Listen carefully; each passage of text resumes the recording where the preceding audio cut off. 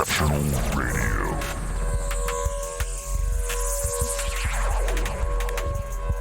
Exceptional Randos Show is produced live in Sunroom Studios' Base Capsule and in partnership with KLST 103.5, RadioCallisti.org. Remember to catch our Exceptional Randos live stream on YouTube every Sunday between 2 and 4 p.m. Eastern Standard Time. And if you have a story, idea, or question that you would like to share, we want to hear from you. Thanks for listening. Well, that was random. Exceptional Radio. Okay. It's the third episode or second episode of the year. Third episode of the year? It's our third episode of the year. I think third, yeah. Yesterday, I was scoping the internet, and I saw that one of the attorneys for the NAACP, who was on a train from Washington D.C. to Baltimore in an unassigned train car, so no assigned seating, was asked to get up and move because the train conductor wanted to seat some people where she was seated. Oh no! So she's a lawyer. So this is the year 2020. This is 2020. Right? It's 1955, and some train conductor asks not just Rosa Parks, who's a fairly normal civilian, but one of the attorneys for the NAACP to get up and move out of an unassigned seat on a train. And so she stands her ground and gets all this stuff, all she needs, and takes it to the next level. And when she gets off, she goes and finds the lead conductor in Baltimore and reports this. And she's like, "Come with me," to the train conductor. Damn. And so apparently this train conductor was head hung low while the head conductor is like, "Oh my goodness, this should never have happened." Right. Because clearly the person in Baltimore wasn't completely ignorant of history. Yeah. Oh, it's 2020. This shit shouldn't happen. Wow. Yeah. So, I mean, I'm not necessarily surprised that it happened, but it's amazing that shit is, that train that conductor felt ballsy enough to fucking just pull that shit in 2020 is insane. I don't know how old he must have been, but he must have been a leftover vestigial person. I don't know. That's what I'm gonna start calling them, the vestigial peoples. The vestigial people. The indigenous bastards.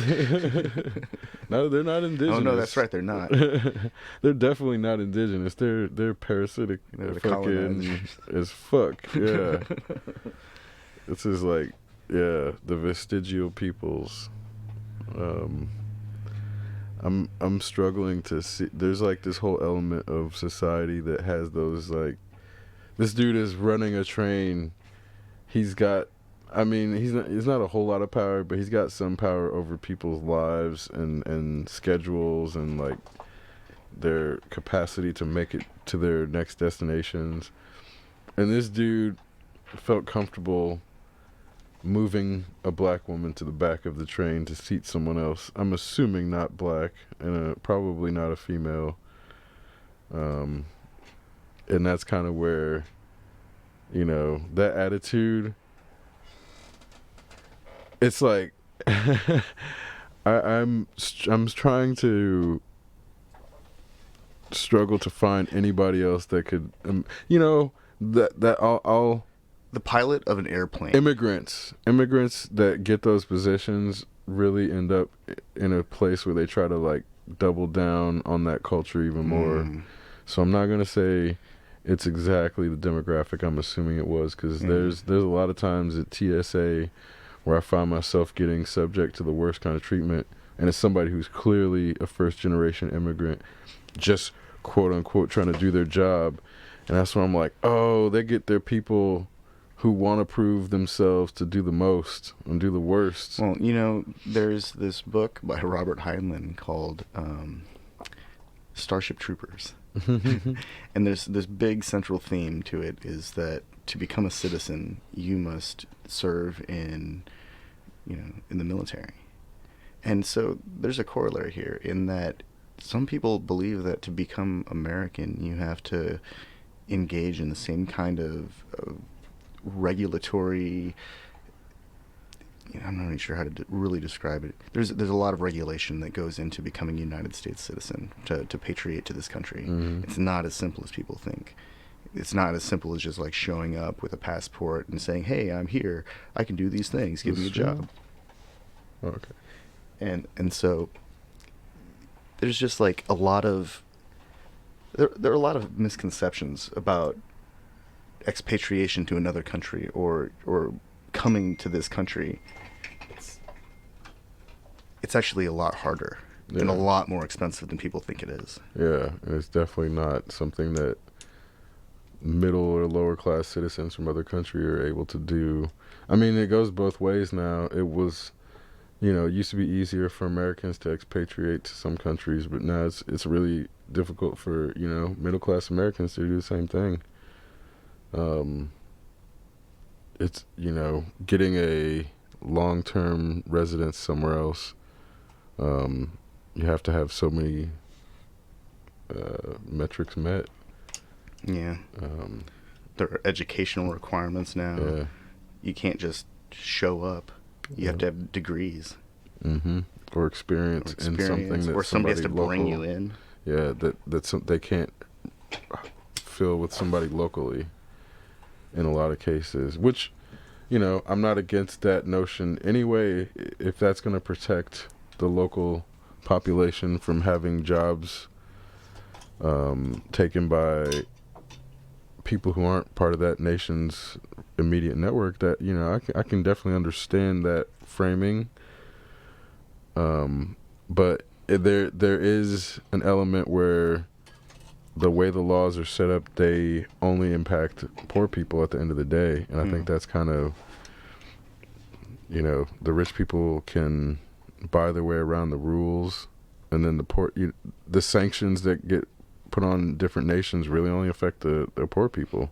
We've got an interested party who wants to add something. I'm going to give them a call here.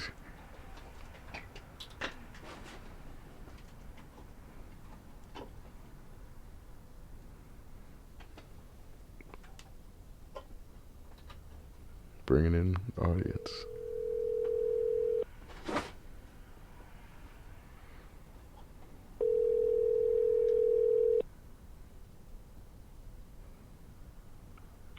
Hello. Hello, you are on the air.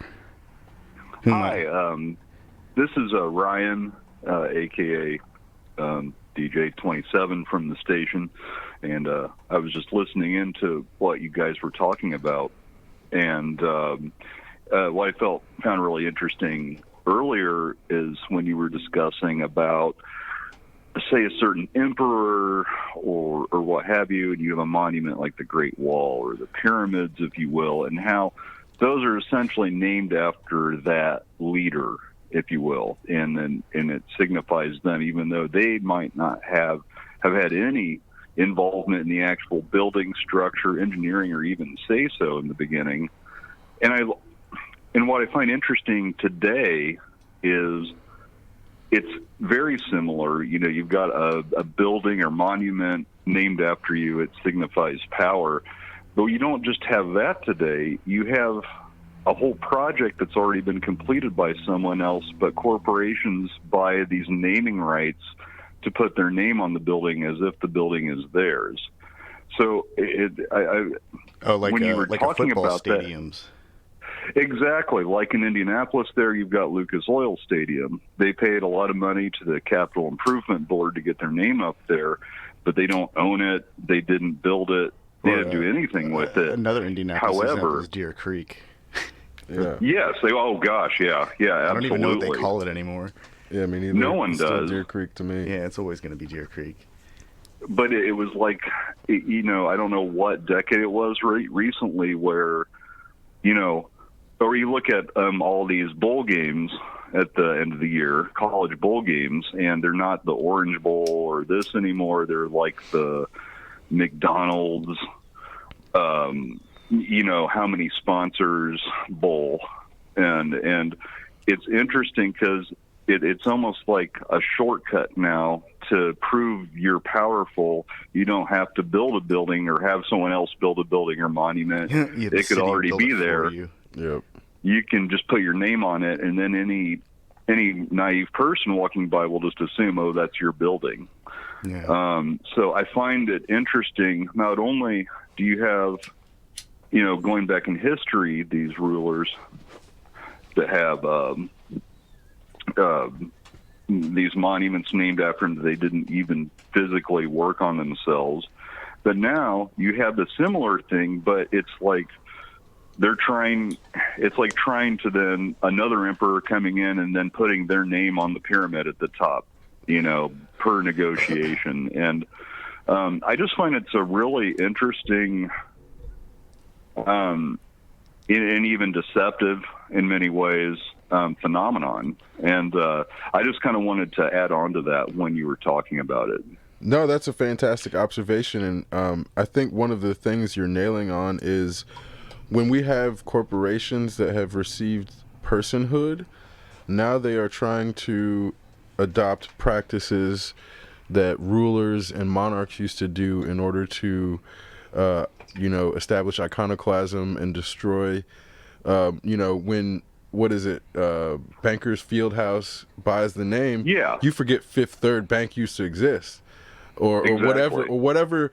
They're stamping out their competition through iconoclasm in the same way that rulers would come and whitewash the previous rulers and then paint their images over it. So I think this is a fantastic observation in that now that we have... Sorry, go ahead.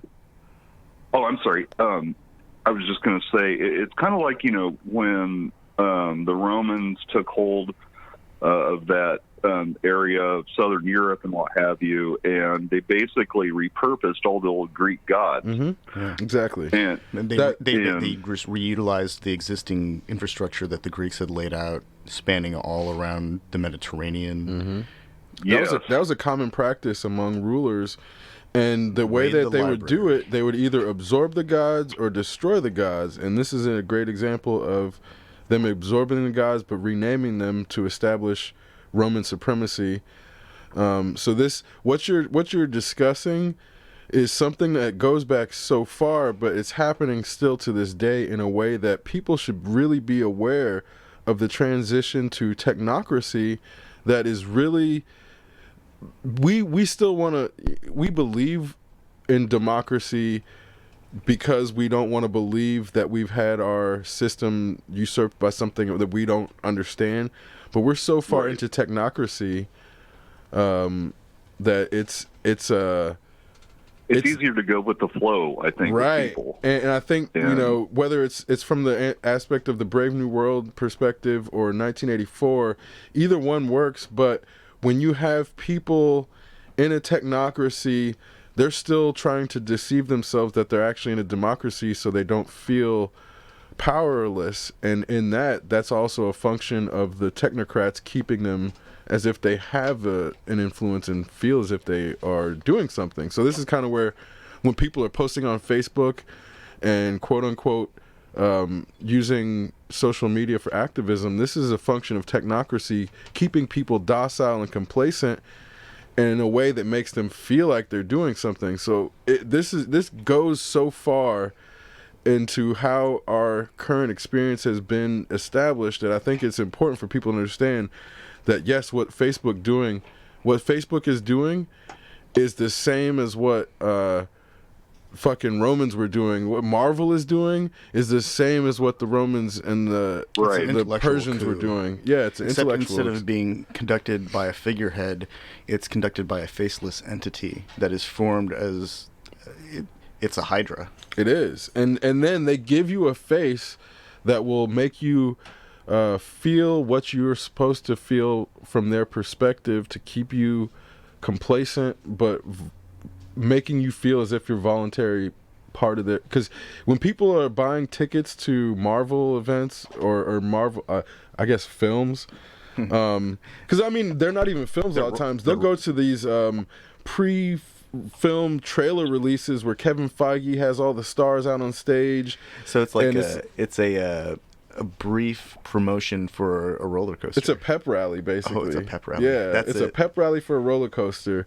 And in that, what they're doing is giving people the pretense of being part of a group, but also that, hey, you bought a ticket, so you volunteered, instead of the notion that we actually forced you down a tunnel, so you're either down this tunnel, or you're a Kardashian fan, or you're a football fan, or you're into Manchester United to be obtuse, but you really only have a choice between these 5 identities because you're forced down these things if you participate in this system. But it's going to feel like voluntary because we actually make it appear as if there's a choice between these identities, but as big corporations, they've already established what's going to be the identity that they're going to sell in 2021 and 2022. And this is what we see on Project Runway. This is like when we see these... we see what we're supposed to become for the next year, what's planned for us, and how we go buy it off the shelves to adopt that identity that we are presented with as kitsch and novel and unique and chic. And we're told these things look expensive, even though they know that how much the profit margin is, and they know they can make 3,000% profit margin on the dress, but they're just going to tell you it looks expensive. So then when they put it on the cover of Elle magazine, all these people are going to be convinced, oh, this is the new fashion for 2021, even though it's been planned since like 2017-ish. And this, in the same way... And it might be a retro fashion to begin with, too. Yeah, exactly, man. And I was going to say, it's retro... Look, retro fashion or retro media, the same fucking story that all the people who bought the comic books in the 80s knew what was going to happen in the film, that they just changed a few different details to then present it in a different form to say, oh, this is a new film, this is a new media, even though they actually told the story fucking 30 years ago. Yeah. right, and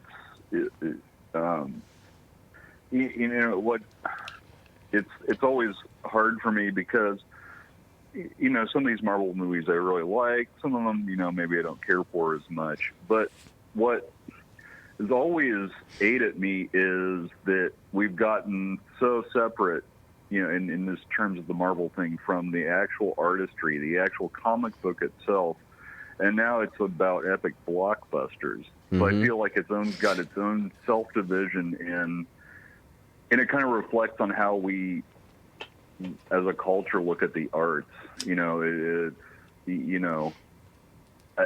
term comic book is, what I mean. I talk to people who say, "Oh, I'm into comics," and they'll tell you about every Marvel movie, but they've hardly read an actual comic book. It's very interesting. Yeah. The term has definitely evolved, and I don't know if it's in a good way. Yeah, and again, it comes from a lot of mass confusion. Well, this guy, what you see in social media and what have you, and what you should take for core truth or what is really just kind of subjective that people then just start following. It was never really a good, some guy says, I'm into comic books. He just watches the movie. The next guy thinks, well, I'm into comic books because I've watched all the movies, and et cetera. So this is actually a good segue. Into comic books, quote unquote, but no one buys comic books. Right. Well, this is a good segue. Have you seen any of the Crisis on Infinite Earths episodes? I actually haven't. Okay, so that's definitely something you should go watch. All of it. But what I was getting at is, because their medium is television, they don't have as much of an onus on ticket sales, so they have the capacity to tell a story that's not only more expansive, but it's more faithful to the source material in a way that is not meant to sell tickets. And this is where this distinction between what's happening on the CW with the Arrowverse and the transition and all these things that are happening, I think what they did was way better than what Marvel is able to do because of the limitations associated with capitalism and the ticket sales aspect. And I think this is a prime example of creates, like, many people will articulate the idea that creativity is driven by monetary gain, but I think this is a perfect example of the product of one being clearly superior in its capacity to explain and tell a story, because it was not limited by the restriction of having to please a specific demographic, which in game is a direct opposition, and it has all the records now. But if you look at it, I think if you ask any comic book fan who's anybody who's actually read Infinity Gauntlet or any of the comic books, it doesn't even matter. They don't have to have read Infinity Gauntlet. If they look at the stories objectively, Crisis on Infinite Earths is a superior story. Told. I think anybody who's actually read Infinity Gauntlet would have seen the Infinity Wars as this novel attempt to translate a really complex story into 9 hours. Right.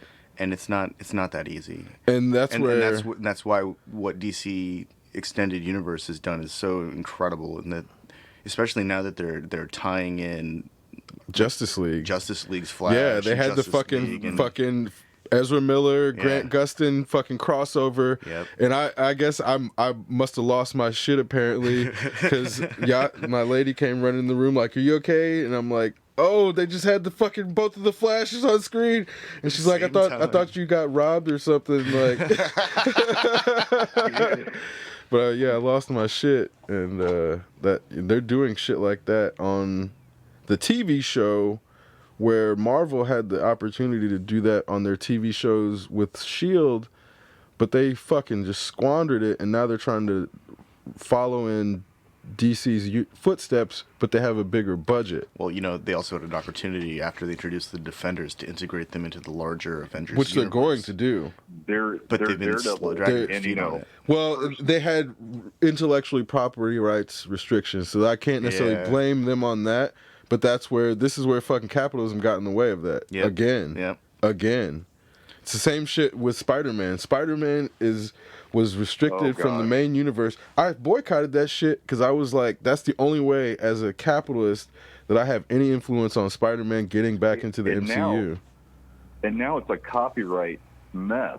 Yeah, but they're finally working it out. And it's just they are. But it's for money. It's like, man, unfortunately. I mean, I remember reading the old like the Secret Wars first volume, and then the multiple Secret Wars 2 comics.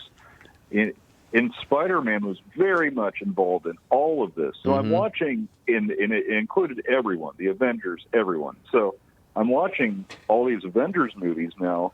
You don't have Spider-Man, and it just, didn't make sense. Oh, it just eats me. Yeah, it just eats me. But guys, thanks for having me on. I actually have to go and do adult stuff and things. But thanks for calling. Thanks for having me on. I'll keep listening too. Awesome. Thank you, sir. Thank you. Take care. That's a good point to segue into. I think they're setting up another Secret War with Nick Fury and the Kree. They have to. Because and that's kind of where I think that's what they were setting up with Captain Marvel. Yeah, at the end of Captain Marvel, they establish the not really a honey dick. It kind of is, because the Kree are fucking dicks about it. But and we're gonna see a much more complex version of the Kree and the Skrull, and we're gonna see a broader universe. And if they don't show us that, then they're gonna miss out on Secret Wars, which is the coolest part about story of the Avengers, I think. Yeah, because it makes you question everything about everyone you've ever thought you knew, and you'll see your favorite characters do things that just rip your heart out. And I think that's what they're possibly going to be doing with the WandaVision and they had the director drop out of Doctor Strange 2. Because I'm glad that they stopped that horror shit direction, because whenever I heard that, that's to me was they were just trying to fucking pay like to a demographic for money. That's a lip service story. Yeah, so that's where I'm like, Doctor Strange. If they're gonna like commit Doctor Strange stories to the big screen, they've got to be the good the big stories that can resolve themselves within 2 to 3 hours. Yeah. If they can't do that, and then they're one of these like drawn out like mind bender things, Marvel movies aren't a good conduit for mind benders. No, not at all. They're already visually mind bendy enough that trying to include any kind of super complex narrative is going to throw all that out of balance. We have plenty of avant-garde and experimental films that explore like mind-bending visuals and narratives, and that stuff's hard to watch on its own. I don't need to be punished by that 2 hour or 2 to 3 hours in a movie theater with 100 other people. That just sounds fucked up. Yeah. I don't know. I think. I want a really good Doctor Strange movie though. Well, this is where the What If cartoon will probably be able to go in that direction more. And I'm not sure if they're trying to just take the audience more in that direction, because it's you know, as the CGI gets better, they can do more comic booky things on screen, and take the audience there with them. But I'm just not sure if they tried to establish this semi-real universe in the first place. Yeah. Any of these stories can happen in one of the various visions that Doctor Strange has seen of time and space. Yeah. And so really any Doctor Strange story can really just be him sitting on a mat in a room in the Manhattan mansion or whatever, and he's just exploring a potential reality, something that may or may not unfold. That could be that's the brilliance of Doctor Strange. That's why it could be a TV show. It could actually be like a camera just walking into a room or tracking into a room, going up to Doctor Strange, and he's sitting in a chair and he opens his eyes, and then I thought they tried one in the 80s, but I don't think it took off. Now they have the CGI for it, where they could actually make those kinds of transitions make sense, and you could have Doctor Strange basically going like Doctor Who style episodic adventures, but they're all in his mind because they may or may not happen. Yeah. Because time stone and stuff. so there's, I mean, that's like you guys can have that idea. Just like say something about exceptional randos in one episode. No, I'm serious. I'll be happy with that. But that's the thing. Like there are all these conduits for storytelling that are being like either ignored or unrealized because I think we're seeing. Not everyone who goes into the film industry ends up into the genres or the departments or whatever that they originally wanted to be in. Everyone ends up somewhere, but it might not always be like the director's chair or a producer's trailer or wherever the fuck you want to end up. And so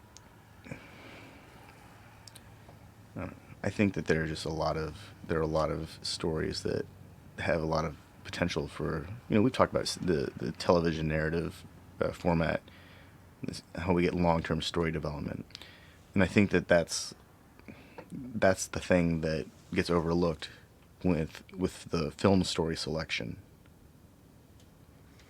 Yeah, and even then, there's a lot of opportunities for things that they then have to cut short. For example, like Hela in the Thor. In Ragnarok, you can't kill Hela. I mean, but that they only compartmentalize that character to what, maybe an hour on screen at most. Out of what, 20? I don't even know how many hours are. I guess like 52 hours of film. Hela's been on screen for like an hour. Really? I mean, and I guess there's all these characters that they have not focused on to tell the stories of others, and then it does make it feel as if there's only been a surface level examination of any of the characters, because even then let's talk about Ant-Man. We've seen him and his daughter's relationship for 40 minutes on screen, maybe. Because out of the things that happen... Wait, you're talking about not Hank Pym and his daughter. No. You're talking about... Scott. Yeah. Scott Lang and fucking... his daughter. Katie. Yeah. Because then even on the other side, when you see what's happening, when you actually take out the amount of time that we see them interacting, what we're supposed to get of their relationships from those things, it's very much assumed, and God bless the actors for being able to fucking get these things across, but it's not the story that's actually doing it. It's that this is where the acting comes in. Yeah. And that's kind of where, you know, I think this is why the DC universe on the television show can get away with like bad wigs and some of the worst, not bad acting, but it's just television acting is different. You emote different. I think that even with the format change, there's a level of reverence for the campy nature of comic books. Well, and I was thinking about it. That comes across really well, and you can see it in the blocking, because the way that they show them in a scene, they're standing in such a way that you can see everyone in the scene. Yeah. Everyone's action is clear, and when they do the big shots where they have like someone flying around shooting, energy blasts from their hands, they're off in the background somewhere doing something in the back of the screen or on the top of the screen, and there's still a lot of activity that you can just. They do a really good job of delivering the comic book experience. And it's not even just that. I realized from watching Deep Space Nine, they have to tell you when the act is ending before the commercial break, and you have to know that the act is picking back up. So they'll emote an exit and then an emote an entrance in different ways from the same scene, and it's there's that element of a stage play to it. Right, exactly. It is more like stage exits and entrances for scenes for television, and that's kind of where it's not really their fault, but it's more so a byproduct of that media. There's this movie 1917, and it's a World War I story about two guys that gotta make their way through occupied territory to a contested line that the English are holding from the Germans, and along the way, all sorts of crazy shit happens. But the unique part about this movie is the way that they composed it and did all the cinematography, and there's a lot of compost work here because they were blending scenes together. They made it look like one continuous shot. Nice. And it was pretty intense the whole time. I was sitting there just like kind of like holding on to the chair, like, whoa, this is crazy, because it didn't stop. It never stopped. It just got like crazier and crazier the whole time. And how long was it? I don't even remember. I just watched it. When I was done, I went to sleep. Like, it was one of those. Yeah. Like, instead of getting all like sensory overloaded and not able to do anything but think, I was like wiped out. I felt like I'd been exercising for a couple hours. Yeah. So that was kind of cool.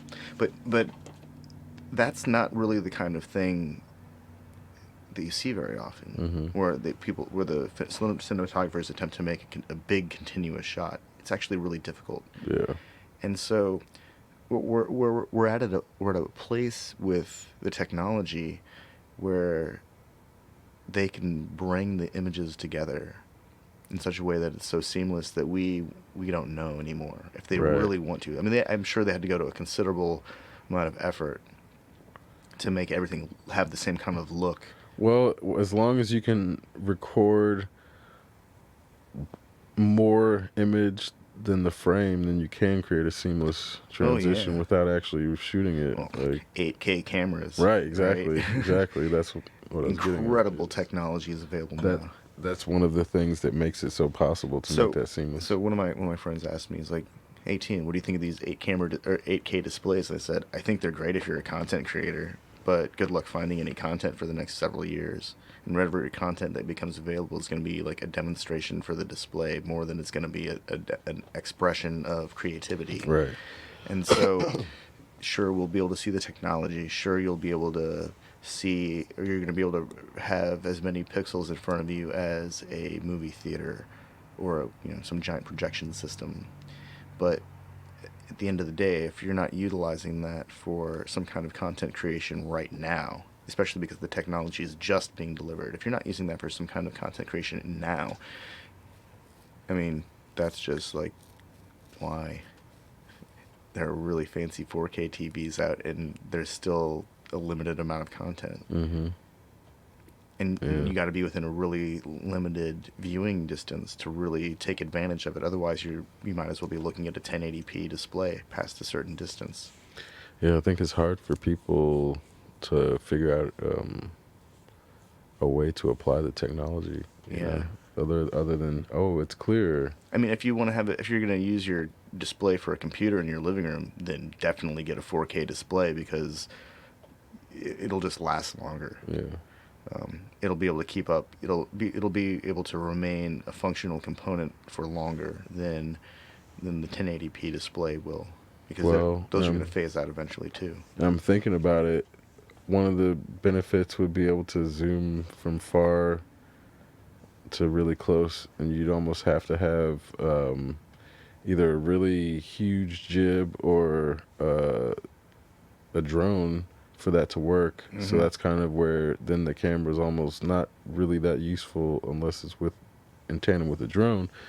But that's where I am seeing a lot more of these. I've seen some pretty huge drones, at least images. Oh yeah, huge yeah, drones, fuck yeah. holding full size cameras. But I think that's where a lot more drones are actually being used, is for large scale productions where they would have had to hire a helicopter before and take Or up a a huge cameraman. ass crane or something. Right, either or. Or there's one of those flying rigs where they have two cranes and they suspend a steel cable and Yeah.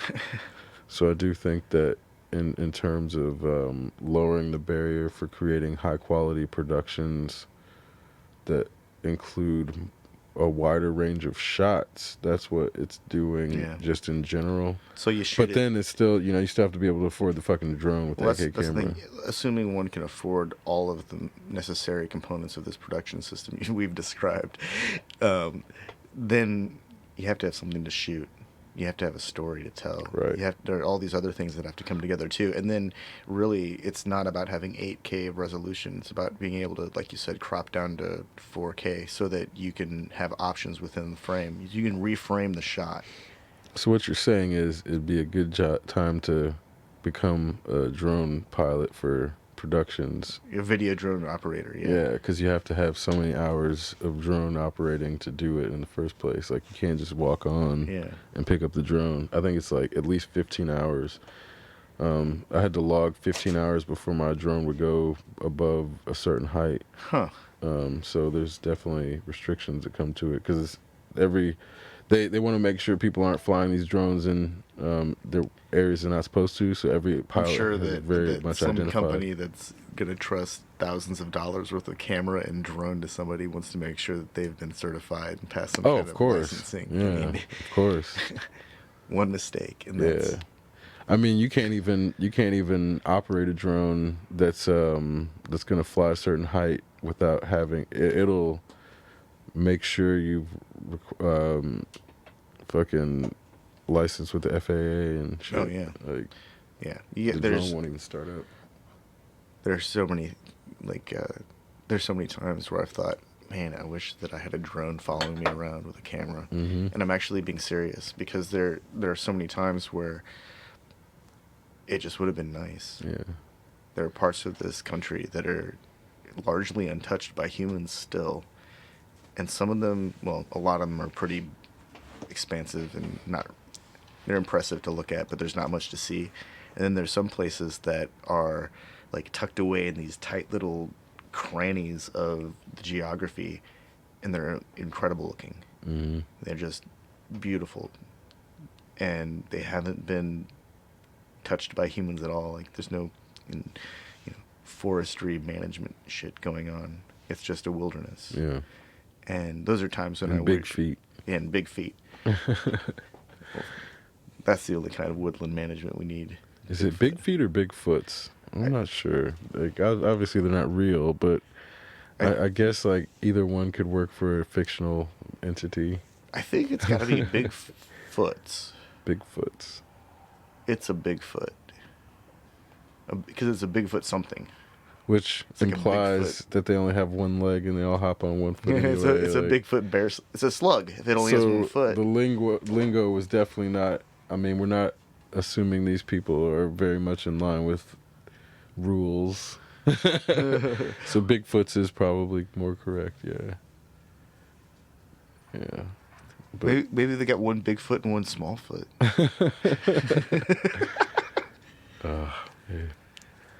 yeah, but that, that's another example of all these people have cameras in untouched wilderness now, and we still have no good pictures.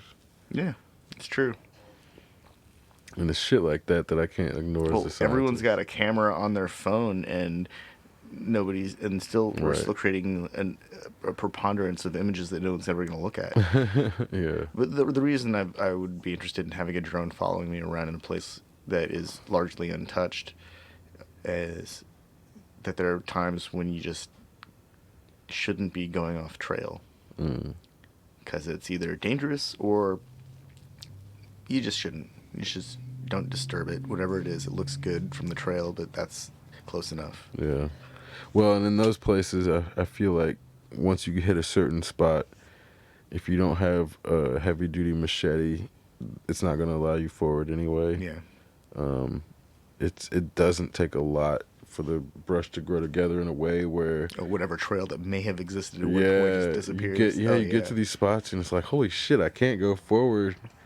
And it feels, just because it's brush, it feels like you should be able to just go forward. There are places around Monroe County that I used to go hiking around when I was in high school that at some point in my middle 20s, the geography changed. A tree fell over, a rock slid, erosion washed away a part of the path and revealed there was like a giant gap between limestone bluffs. Yeah. Things that are working on their own timetables. And yeah, the geography has changed a lot in Bloomington, and that's I'm always interested to see how much the land moved, period, because people like to think of streets and shit as static, but sometimes entire streets move. Where remember when 10th Street fucking shifted? Not just 10th Street. There was that entire section of 3rd Street, I think. Oh yeah, where that used to be completely different. Well, there was something happened, and the bricks that made up the original roads of Bloomington were exposed from underneath. Whoa! Because whatever was underneath them started moving up. No, it got washed away. Oh. Like it was eroding from the inside, and the streets were starting. There was a concern the streets were going to cave in. Damn. So I mean, this is like one of those things that, no matter how well intentioned the geological survey was in 1800 something, not even that probably. Like however good they were when they decided they were going to make some kind of drainage sewer system and install a sewer system. And no matter how many times they went in there to like check on this stuff to make sure it was okay, there was no way that anyone could have planned in the 1800s for the drainage requirements of a changing ecological system. Right. You just can't. No way. And especially with the climate science that existed then. Yeah, that's a joke. So I think that we're gonna. The United States. I'm not trying to say that the United States is old or that it has an old infrastructure, but the infrastructure is getting old in a lot of places, and it's failing in a lot of places. And then the requirements for water sanitation, they require chemicals that, do really horrible things to the infrastructure in certain locations because of the kind of materials that were used to build and deliver water. And this wasn't something that they could have planned for, because they didn't know how the water requirements were going to change 150 years later. Yeah. There are a lot of really oddball like problems that are going to start arising in the next 50 years as we approach, I guess, how many is that? 100 years into this millennium or whatever, the next 80 years. We're going to experience a lot of problems in the next short term, I think. Because everything is just getting older. Mm-hmm. And I don't think that, when we see kind of urban planning, it's always about making things look good on the surface, and that's been working here for umpteen years until the streets are ready to collapse. Right. And if that's the kind of attention they're paying to the foundations of this city, then I mean, I kind of. That's funny because then there's a whole bridge I stopped using. I don't use this bridge anymore. Fucking 3rd Street that's sitting above 37. Because it shakes. Yeah. If you're sitting there, you can feel every car passing by, every car going underneath. And that does not make me feel comfortable about the integrity of that bridge. So I just, anytime I have to go that direction, I take something around it. I do not trust that thing is going to hold up. It's going to fall down one day. In a place like Hong Kong or Tokyo or even San Francisco, I would trust the engineers to be aware of the kind of damping systems they use to allow buildings to shake during earthquakes or during big storms. And like in Hong Kong, they installed big-ass pendulums in between elevator shafts. And this allows the building to sway and not break apart. This is fantastic technology. And they've been doing it for a long time at this point, probably as long as I've been alive. But these things are and also big bushings to allow them to absorb a little bit of the ground shaking. Right. This is really cool stuff. So in a place where that kind of thing happens regularly, I trust them to do that kind of installation because the people who sit on the commission who signs the check for this building project, they are aware of these kind of requirements and they're aware of how this technology has evolved. But I'm not sure if Indiana isn't known for earthquakes and shaking buildings and right. even really tall buildings, because I don't think I've seen a really tall building in Indiana. No. I think the what is it, the Bank One building? I don't know if it's called that anymore because somebody else probably bought the name, as was mentioned earlier. I don't think Bank One exists anymore, so maybe it's a Bank Life. Maybe it's Banker's Life. Banker's Life. Maybe it's the Banker's Life. They have a field house and a building. Something. It'll always be the Bank One building to me. Well, Indianapolis is a pancake city. It's all spread out. Yeah, because what I was getting at is if you go to the top of that, you can see to Carmel from there. Oh, that's kind of cool, actually. Yeah, which is pretty cool in that, it's like, I don't know if you've seen those pyramids at 96 and Meridian. Yeah. You can see them from the fucking... So when the sun sets, they kind of light up. Yeah, that's cool. Which was pretty cool. And that's kind of nice. That's the tower from which you can see the city on the hill. Mm-hmm. But then, shit like that pyramids. Where you start to, as a kid, you're like, oh, the world is round. Shit like that. That makes it so obvious that the shape of the earth is tapered. I think I was in 3rd grade when we took a trip to an office up there, and we saw, I remember making that connection in that if I was higher, I could see past the horizon than when I was closer to the ground. And I was like, I mean, not flat earthers weren't really back in effect, but I just remember making that connection and being amazed at how far you could see the higher you go.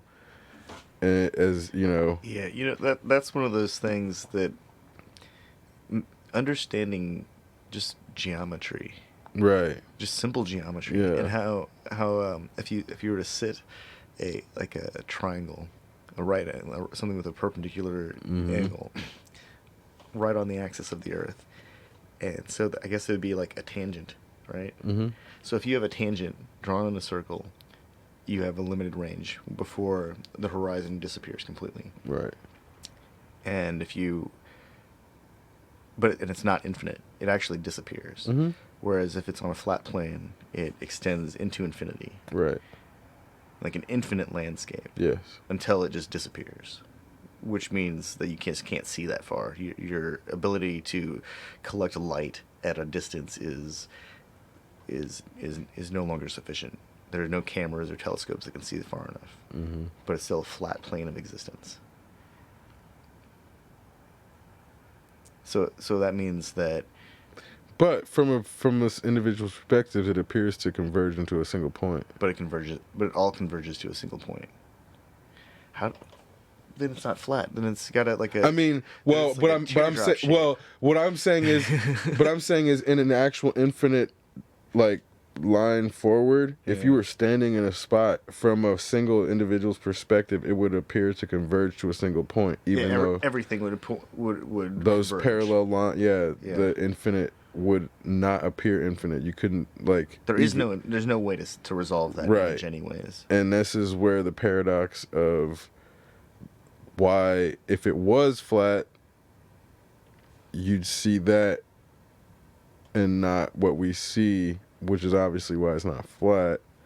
But this is where there's all these things about the perception point of the viewer as to why it's obvious to anyone with two brain cells to rub together, the world is not flat. Unless their brain cells are fighting with each other. Oh, man. But in that, I'm not unconvinced there may not be a universal buoyancy. And yes, using double negatives, that means there is a universal buoyancy in this paradigm. But that would mean it's not that there's a single plane on which everything exists, but that might explain as to why, if you look out in different directions, it appears as if the universe is coagulating towards a single plane. So I had this this moment today as I was mixing some sugar into the tea that I was going to drink, and I had this. It started to create a little foam, as I was stirring it, Mm-hmm. and I just kind of watched it, and I thought, it's like, oh, the universe is hot right now as it approaches like a cooler state. Mm-hmm. It started slowing down, so I applied some energy to it and stirred it back up. But no matter what I did, I knew it wasn't going to get hotter. It was never going to ever go back to where it was before. And then the bubbles start to disperse, and they get thinner and thinner. Mm-hmm. And the more I affect it, the longer it takes for it to resolve back to a homogeneous spinning mass. And then eventually it doesn't have enough energy to sustain that. And they start forming smaller little isolated groups, and they start dispersing further. Because it was this really cool visual for entropy. Mm-hmm. Yeah, and I think ultimately that obviously works as an example of how things are happening on a universal scale. But this is where obviously we don't understand the intangible and the 96%. I mean, as much as I wanted to communicate to any living entity inside that cup of tea, hey, your universe is going to to collapse in a few minutes, and then I'm going to drink it. I don't think they would have understood me. From that form. Would they have understood me? Because, ultimately their universe is going to eventually probably Go down the drain. nourish some other growing life somewhere else. It's the fucking chain, man. Yep. Shit it never ends. That's the craziest part about it, It's though. not a black hole. It's the gullet of the extra dimensional being that's about to drink your universe. Yep. Who's also actually an accumulation of multiple universes that appears as a single. Because what is it? We're about only 43% human material, and the rest is like bacteria or some shit. Water doesn't count. No. So if we remove the water, I think it's something. See, it's one or the other. It's either 53%, but I thought the whole point was that we're not mostly human material. Isn't mostly bacteria and shit. humans were built by viruses and retroviruses in that Kind regard. of. Well, no. In a lot of ways, we are because Yeah. someone's exposed to a virus, their body builds antibodies. The information is coded somehow. Mm-hmm. Genetic information is passed on to the next to the next generation, and they may or may not be able to carry a genetic trait that allows them to not get as sick or not get sick at all. Yeah. So it just, yeah, it's viral manipulation of our genetic code in a lot of ways. Yeah, and I think I mean, natural selection being what it is, a lot of it does come down to whether or not people who pair off are able to produce offspring with a viable immune system. well, these two things will not sound as if they are related at first, but by the end they will definitely be related. So when we're talking about establishing evolutionary traits over billions of years, iteration is at a point where our minds We can't really even comprehend can't comprehend. years. We can't even really comprehend 1,000 years. Right. But then what ends up happening is if you have a simulation that allows you to see what the product of millions of iterations becomes, then it becomes apparent what iteration over a long time can do. So I was watching AI learn how to play hide and seek with itself over millions and millions of iterations. This guy's, I don't know, I'm sure he's not the only one, but he put his research out, which is awesome that people are starting to put the research out on platforms like YouTube.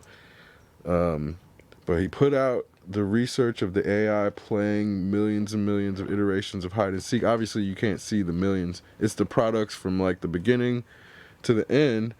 And the shit the AI started to do at the end, by the end of the iterations, the AI was spamming the game engine physics in a way that the people who created the game engine and the game were not aware were possible until the AI spoofed it. So this is kind of where when you have so many iterations to do something, you're going to start breaking physics in a way that you didn't realize was possible. I mean, not you, but physics start to get broken in a way nobody was realized possible because shit just happens where it's like, oh, we have a cuttlefish that has this random diaphragm and exterior to make it act as unlike anything on this planet that's existed before, just through iteration. So that's kind of where evolution over time, it doesn't make sense because it does things that are impossible until it's like, oh no, your genetic code can be modified to fucking break this rule of physics.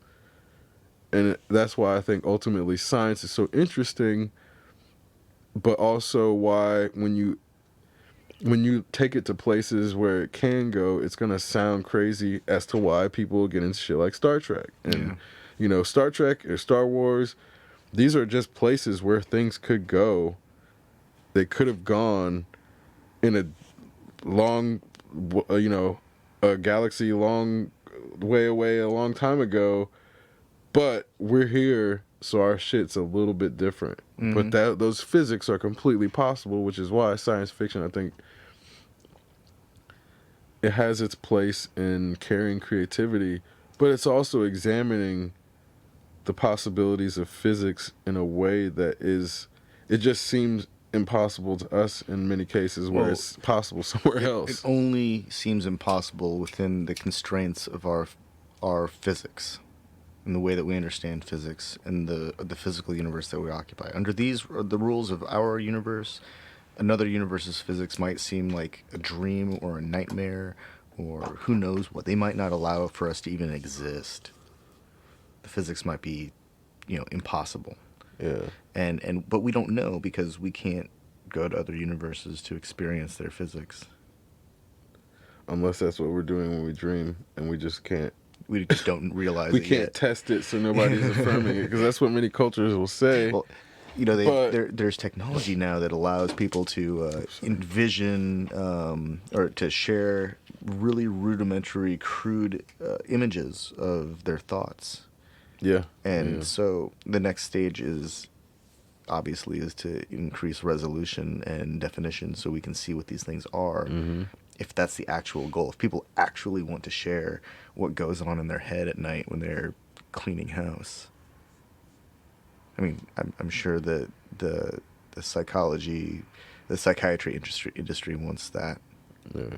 The sleep study industry wants that. They'll open Pandora's box with that shit. Oh yeah, that's in the horror sci-fi genre. That's how they like create a whole new weaponized zombie killer sleep epidemic. Yeah. Like, Well, and I think what you're getting at is if someone can disconnect the physical functions of the brain from the emotional and perceived physical functions, then yeah, they can put a person in a state where they think they're existing but being manipulated into physically doing something else. Like, that's full-on Manchurian Candidate shit. mm-hmm. And Pretty that's sure that depatterning is already possible. oh fuck yeah, But yeah. but once they unlock, like, being able to read brain waves, that's the next step is being able to transmit back into them, and that's the whole point of Inception. Yep. Yeah, and I think this is where again the sci-fi takes people to these places before or while these things are possible, in a way to say, hey, what if this was possible? What would you do in this situation as a viewer? And the viewer is supposed to go there, but there's too much disconnect in that these things are looked at as roller coasters and people are not actually internalizing the philosophical aspects of media in the way that they were originally intended to. And I think that's the danger of when Francis Ford Coppola is coming out and shitting on Marvel films. What he's trying to get at and completely inept at communicating in modern times is, because of the 15 seconds now of fame, everything that you do will be whittled down to that 15-second headline no matter what you do.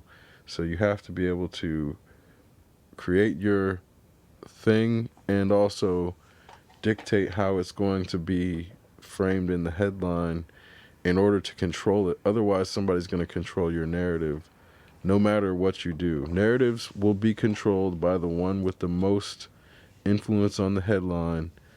And if you do not dictate your own headline, you don't control your own narrative, no matter what you do. And this is what Francis Ford Coppola was trying to communicate, but instead was like, Marvel's ruining film.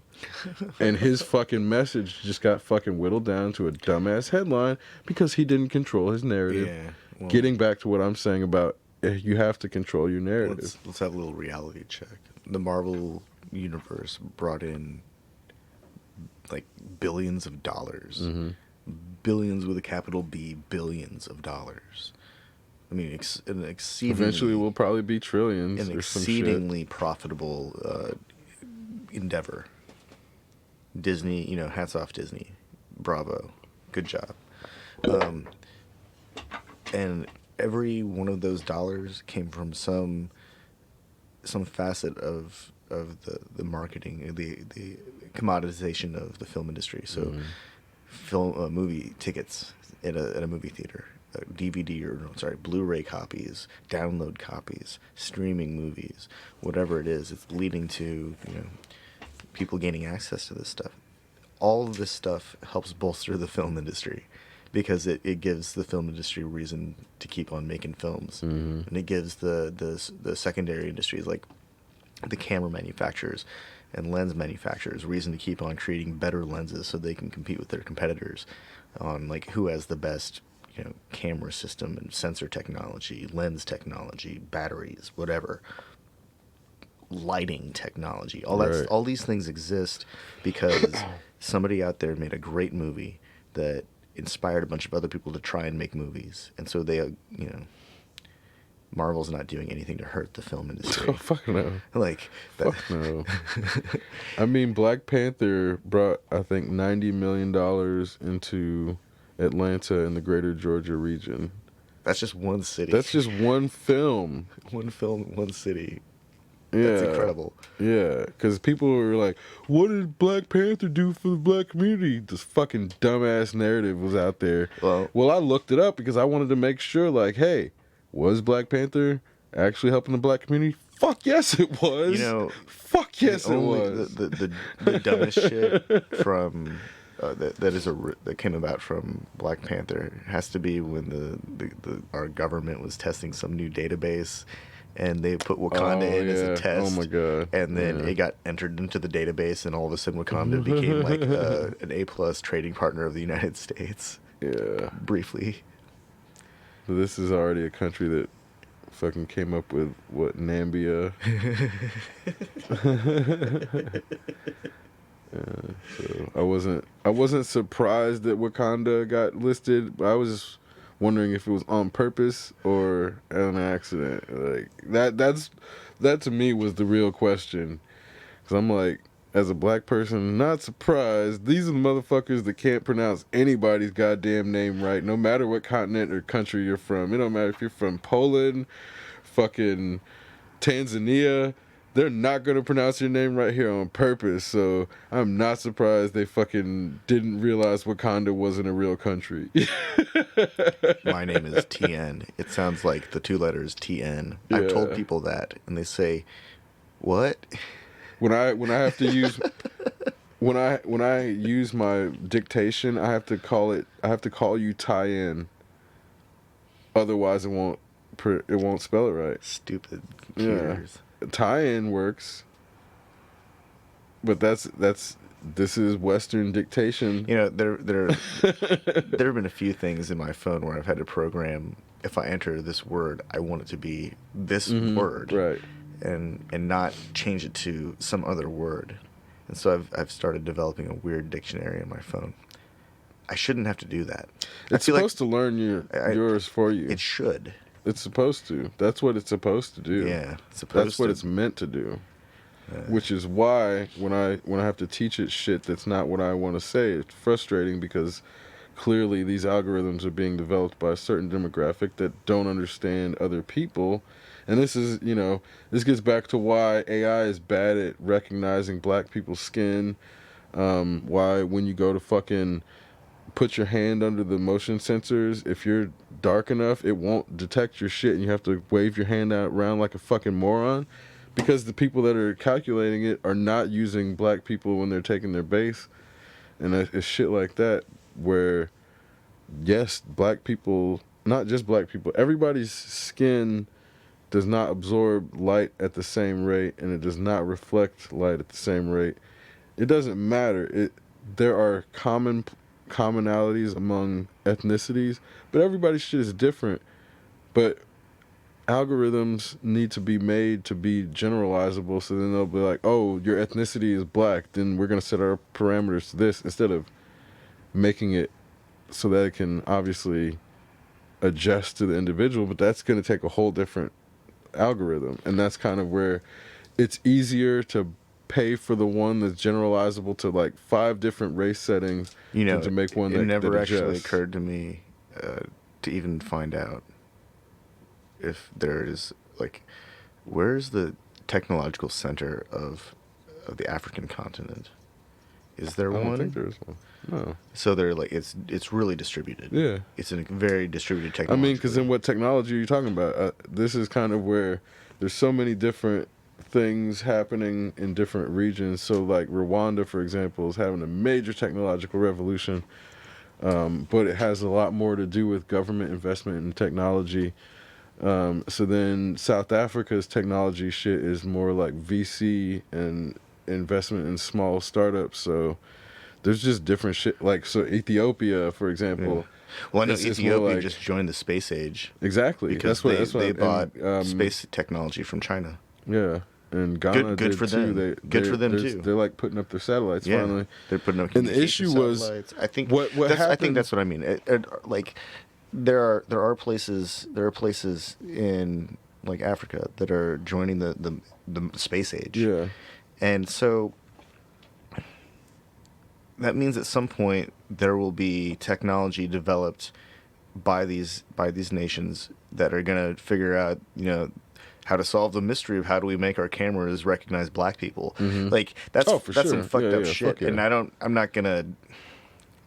think that it's the kind of thing that people are even aware of. No, for sure. I mean, when you have a continent of 1 billion people that are not the focus of technological development, I think the solution is going to come out of there. That's what I mean. Like, for sure. We'll see. Or India, because Indian people are black as fuck too. Yeah. I was on the Some plane to India, and I'm extremely like dark dudes from India. looking at people next to me, like, damn, this motherfucker's like 3 or 4 shades darker than me, but clearly is Indian. You like you pull out the baking chocolate, and you're like looking at it, you're like. That's why I mean.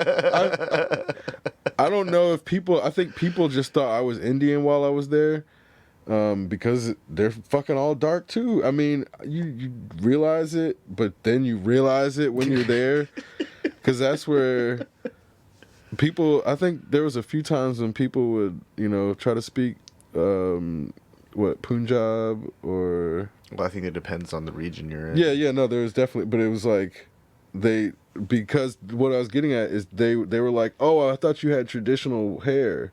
They thought I was like your hair was okay. They thought I was like one of like monks or some shit, and like because I just look like an Indian dude that has dreadlocks, monk wearing street clothes, right? Yeah, tossing the dreads. But that was that's I always look at shit when I'm traveling to the different places in the sense of, if people confuse you for one of their own, there's like something in your DNA that's tricking them, and it doesn't mean I'm necessarily have Indian in my blood, but it's more so like there's something that is not making them aware of where I'm American. Well, there's whatever. There's some but, broad social cues and cultural cues that people give, but I think once you're in a different culture, surrounded by a different like society, all bets are off. Right. Yeah. Because someone might perceive you as a local who is really into Western culture. Yep. Exactly. And that's that's just the difference between. I think there's always going to be first impression and assumed barriers of identity, and I don't know if there's anywhere that nobody's gonna judge you immediately for something and make an assumption based on those judgments. But this is where the differences in the cultural assumptions are apparent in that. I think in America, if your skin is dark, people assume you're black, even if you're Indian. Well, if you're Indian with straight hair, I think people are smart enough now. But I think a lot of people would have previously assumed like somebody like Bobby Jindal was just a black dude with a perm, like straight up, straight up, man. In like 1985, Bobby Jindal, everybody would have assumed that dude was like Bobby Digital from the block in the Bronx, like he was probably pop locking and breakdancing in everybody's head. Man, Bobby Digital sounds like a bad motherfucker that I party with, but Bobby Jindal does not reflect that in his speech at all. No. But that's what I mean, in that now people are more aware of the Indian presence and what an Indian person actually looks like. Where they would have thought the dude would have been wearing a fucking turban or have a dot on his head or some shit just to know he was Indian back in the 80s. And this is what I'm getting at in terms of people were so unaware of what people actually look like in America that the stereotypes were so heavy. What's the one this man's not a Muslim, he's a Sikh. Right. Yeah, exactly. This is, how many Sikhs fucking got assumed to be Muslim and probably still do because Americans think turbans mean Muslim. Like a Punjab turban. They think that shit means Muslim, man. Still a lot of Americans. And that's what I mean. Well, and because they don't understand the fucking Muslim influence in India that happened. Yeah. So they don't understand, there's Indian Muslims. And they wait, but I thought the turban wasn't Muslim. Like, sorry, slow down. Slow down. There's nuance here. And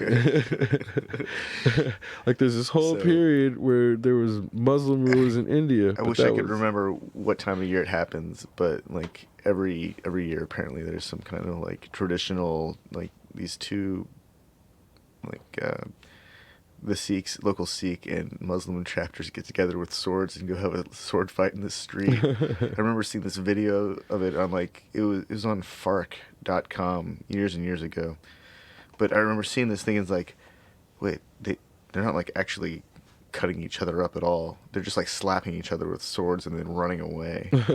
And it was really amusing. It was really interesting. It's like, because I know at some point, like 1,000 years ago or 100 years or 500 years ago or whenever it started, they were actually killing each other at one point. Mm-hmm. And now it's this traditional ceremonial, they do it once a year thing. It's like a big party in the streets. I don't think that's the kind of thing that can exist within like your average Western framework of what Islamic relations are like in some places. I mean, in some places I guess they've got it depends on who's doing it, but that's technically the same shit as these fucking reenactments of the Civil War. Yeah. It's the same shit. Yeah. It's just a commemoration of a blood feud. Yeah. It's the same shit. People do it all the time. Yeah. People spend the whole year but as long, for I it. guess it would be more accurate if the people who were cosplaying the North were actually from northern states and the people who were cosplaying the Confederacy from southern states. But usually it's just motherfuckers that hang out on the weekend anyway. And own a bunch of Civil War gear. From the same states. They want to go So camp. it's not, they want to go it's not camping the Civil same, War style. It's not quite the same level of Sikhs and Muslims getting together to actually do it. To have a sword fight. Yeah. But that's again, it's still cosplaying in the blood feud. Yeah. I mean, it's still cosplay even if they are believing it, because otherwise it's not like they're not actually doing it. Well, the funny thing is, obviously, I don't speak. I didn't understand what they were saying in the video, and I was just amused watching these guys like slapping each other with swords. Mm-hmm. Like, this is a regular thing. Yeah. That's kind of cool. And but that's the thing. Like, that's how they resolved some extended old issue. Now it's the thing they do once a year. There's a place in Nepal where they like party and party with the dogs and like make sure the dogs know how much they're appreciated and feed them really well and bathe them and give them flowers and shit like that. Yeah, like, there's a lot of random temples to animals and shit in different countries where I'm not sure how ubiquitous the reverence for these animals is throughout the entire region. But when you see temples to monkeys and tigers and fucking lemurs and shit, like it's super random shit. Yeah. There must be some old hidden like lemur style kung fu. If there's a temple, man. Slow Loris kung fu. Yeah, no, I'm sure there's kung fu for everything, but I'm not sure how successful it would have been. Well, that's why that temple was hidden. Right. Yeah. Nobody wants to practice sleeping tortoise style. Yeah. Well, it's so funny that period of martial arts actually existed in a way that when we, this is the same shit. When we see these Chinese kung fu films commemorating the fucking slow Loris style, like it's them cosplaying the same, the same blood feuds that actually existed. Because if you imagine a bunch of, like, an actual axe gang of people running around with axes, that shit is fucking terrifying. Fuck yeah. But then when you see, like, It's hilarious when you see it. yeah, it's hilarious, you know, when you have a drunken master fighting an axe gang. But the idea of a single dude going up against an actual Axe gang? right in real life, And not getting fucked up? yeah, it's Or not getting more fucked up than he gets? not getting mortally wounded, I guess. Able to beat them with their own fists? That's just one story. Yeah, that's just one example. Because I looked that shit up. I'm like, what the fuck? Like, really? You know, the brilliance of Jackie Chan's storytelling is that he's so deeply involved in the physical storytelling, and we forget, sometimes I think it's easy to forget that it's a dude who's putting on this incredible gymnastic performance. Like, this is he's in my mind a world class gymnast in so many ways. He's able to leap off of things and catch hold of things and slide down the side of a building. Yeah, it's ballet. I mean, it's incredible. Comedy ballet. Yeah, on uneven surfaces. Well, and I think that's when you And look he's gotten at hurt, but oh yeah, fuck yeah. But when you look at what he was doing, I think a lot of people would try to compare him to Bruce Lee for whatever reason, because I guess they're just racist and don't understand what's actually happening. man, there's a really good blurb or short video of him talking about working with Bruce Lee, because he was in Enter the Dragon. He was one of the people that got hit in the face with the nunchucks, and he said that he'd never seen anyone move like that. Yeah. And I don't think that there's really a comparison between the two. No, it's not the same thing. They're not doing the same thing at all. They're totally doing completely different things. That's like persimmons and hawthorn fruit. They're not the same. I mean, I feel like it'd be comparing hawthorn fruit to riding a bike. Like, how do you compare the taste of hawthorn fruit to riding a bike? Like, these are two completely different things. We're not even... One is... really deeply satisfying, and the other one is really sweet. And I think what was happening with Bruce Lee, and I'll try to explain this in the sense of, from an artistic and film perspective, what he was trying to do was give an exaggerated example of, in most cases, his fighting system represented in a way that highlights him as the star, but also does not go against the application and actual philosophy / mechanical approach to the art, in that if he was going to do in real life what he was saying he was going to do on film, there's only going to be a slight reduction in movement, and it's just a matter of him doing it in an exaggerated manner for film's sake.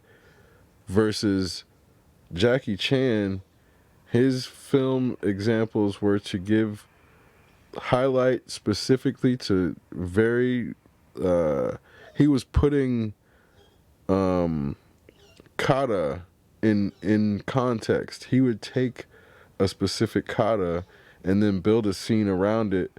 So then you would say, oh, this is like all these specific motions, and that when you see a person doing a martial arts routine by themselves, they're supposed to be imagining opponents there. And when you have people testing for black belts or brown, whatever belt, in many cases they'll be doing a routine that is set to go against a specific number of opponents. Say this is like a two opponent kata, 3 opponent kata, and you'll see all these, in many cases, explosive and quick variations in movement, and that's where you get a lot of times the weapons katas, because obviously a person who's going hand to hand, it's not going to be as easy to go against multiple opponents. So that's kind of why You know, it'll be like with a sword or with a bow or some shit like a nunchuck kata. But then when you have Jackie Chan doing these things, it's meant to put a very traditional, specific style of martial art into a context that everyone in that world knows is meant for show. There's no assumption that it's meant for he's real also world. demonstrating a mastery of evasion that isn't obvious in the study of martial arts. Right. Like that's his real superpower, is that he can get out of the way of everything. Yes. He can squeeze through like the rungs of a ladder like at high speed. Impossible shit. That's a great example, because then evasion is something that a lot of people don't value. Yeah. And that's kind of where... evasion was something that I saw a few people doing last night on that UFC show. I saw a few guys. There are a few fighters who came really close the entire night, just getting their lights knocked out. And if it wasn't for those like last minute head twitch, shoulder twitch, just shifting of their body, they would have been on the ground just like shallow breathing. But they were so skilled. There were actually a couple fights I remember where both fighters were so good.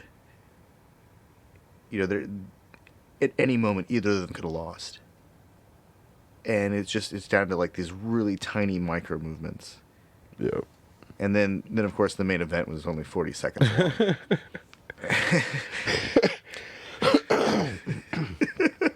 Man, yeah,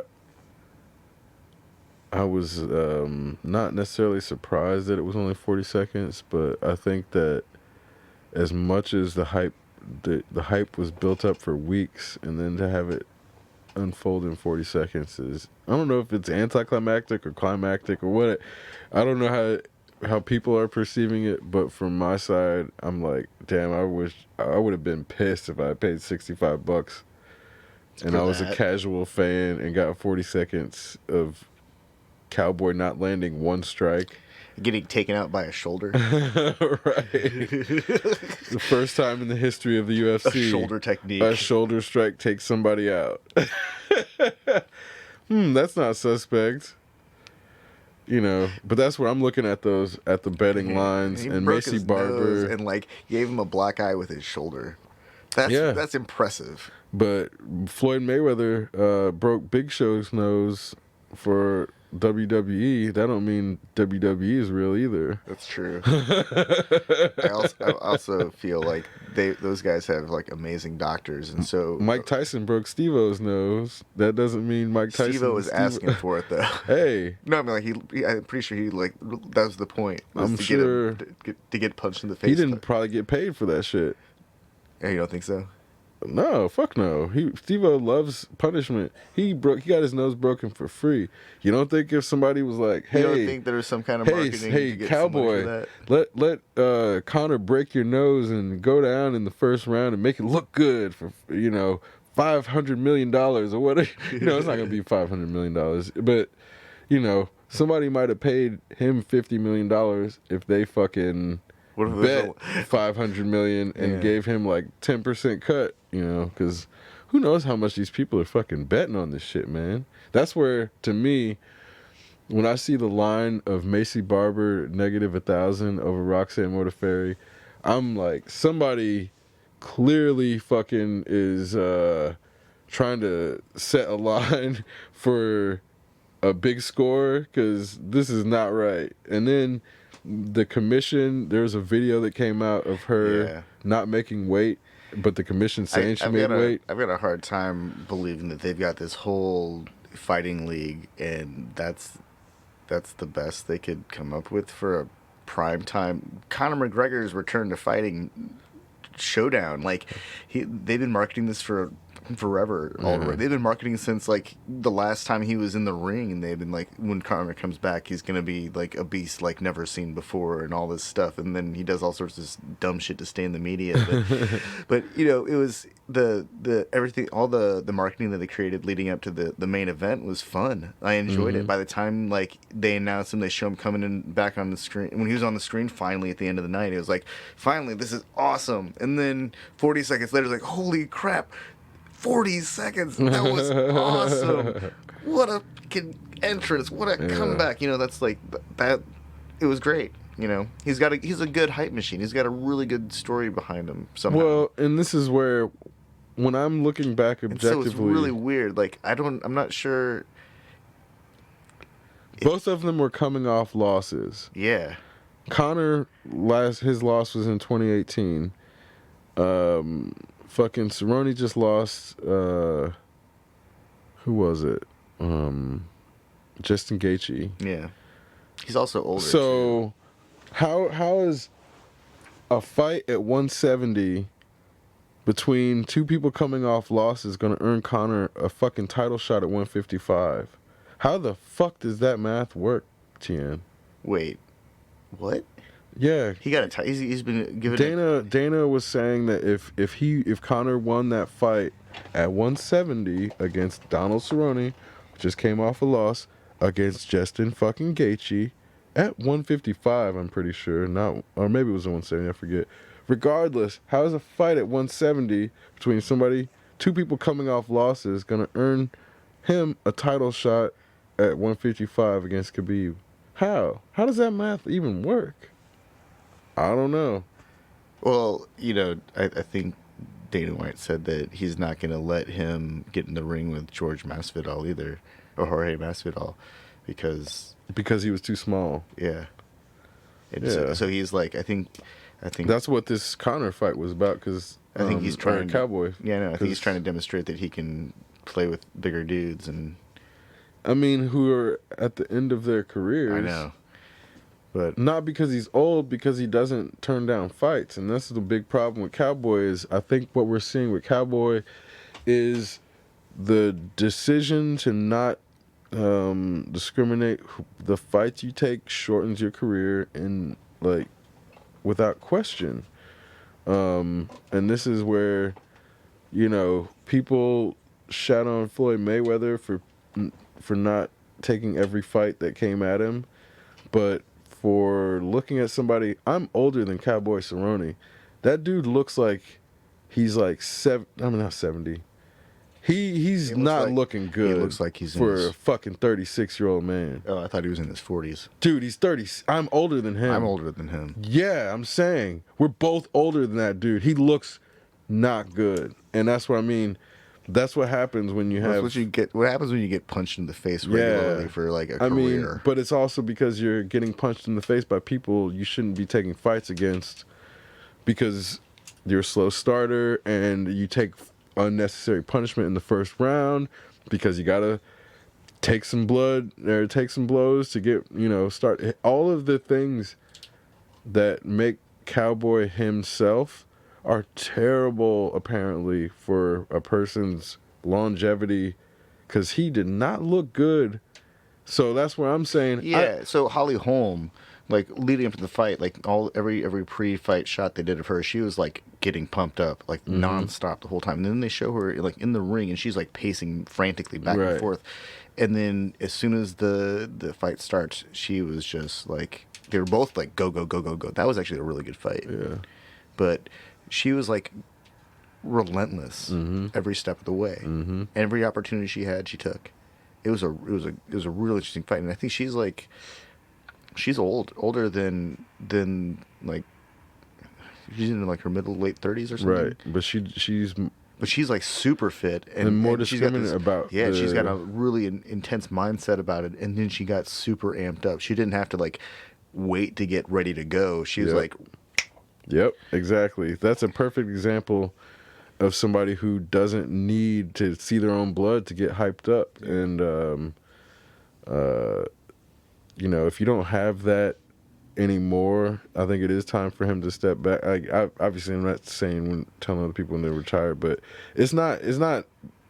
I think it's a deception to himself and to the fans to let him think he's in any condition to continue fighting the top level fighters, and not. He's just going to be a punching bag at this point. Yeah, I mean the way that Conor came out, it's like he definitely he still has the mind and reaction time that he needs to have to be competitive right now, and against like declining athletes though. Yeah, but I mean, he just came back. He lost a couple times in his previous big fights.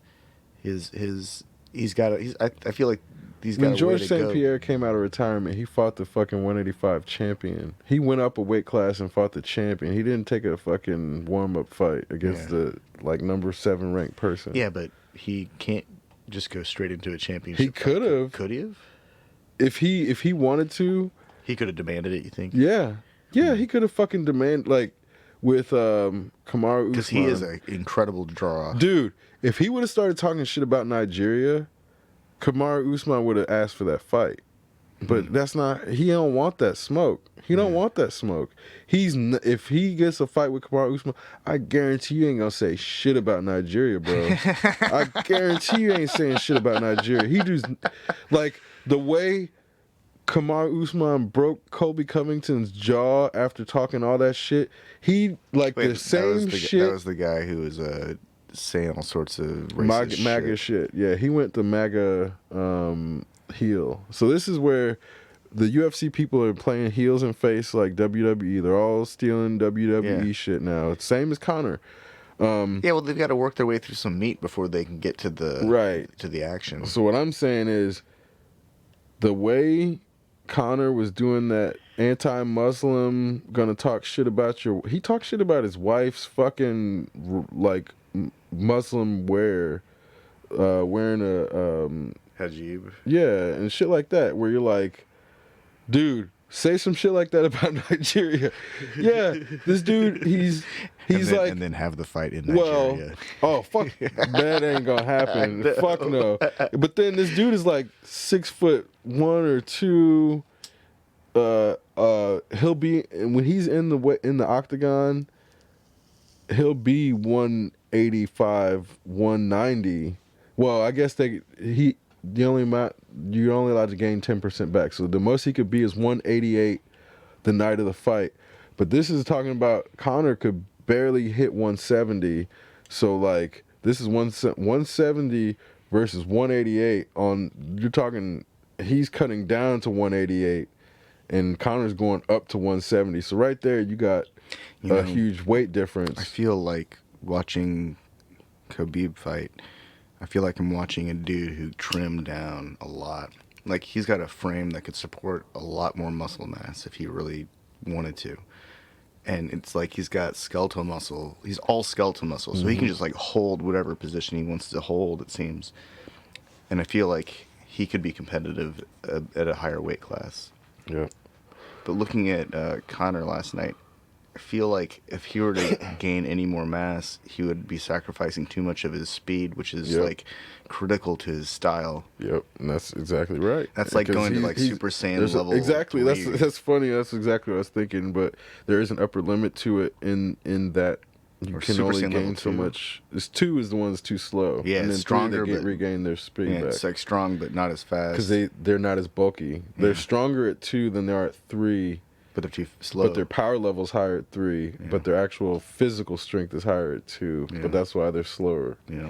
But this is where they're playing on the whole physics aspect of, if you overcome that with speed, then you don't have to gain the bulk, but you can't have the same sort of torque on hand-to-hand combat at that that you would with the strength. So that's where again.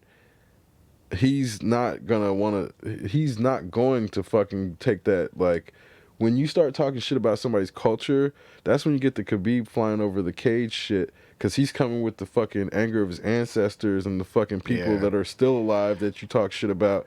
Like, there's 200 million people in Nigeria. Like a he Fury don't want that box. Nigerian smoke, man. And that's where I'm like, Well, this is what happens when they start doing that. His inbox will get flooded like mad. Dude. And that's what I mean. They have no idea what kind of fucking shit they're playing with this nationalist stuff. Because, you know, Brazil is a big country. But as far as when it goes to, because Nigerians are already tech savvy at that, the shit that the UFC's trying to pull with the media shit, the PR stuff, it would completely backfire in a way that then, like, Colby Covington was like the MAGA fucking champion. That dude has not been like, he's done in 2020. I feel like the next step for UFC is to leave these arenas and go on to cruise ships. No, I'm serious. Like, get like 3 or 4 cruise ships and then build them all together so it's a giant 4 cruise ship platform. Yeah. And have a giant arena in the middle of it where everyone goes to see the fights. I think they tried to do that for one of these boxing matches. And then have it. But it was like some dude in Dubai or some shit. Oh no, you got to have this stuff in like the international waters right off of like Miami or someplace where people actually want to go. And then it has like a smaller cruise ship that you use to get to it from the mainland. Mm-hmm. And it would you could also fly there with like seaplane, and it would have a dock that people could dock to somehow. It's basically like a kumite on the water. Yeah, it's a floating kumite. And the only reason that I say boat is because it's got a self-propulsion, but really it's a floating island. Have you ever discussed Frank Dukes, by the way?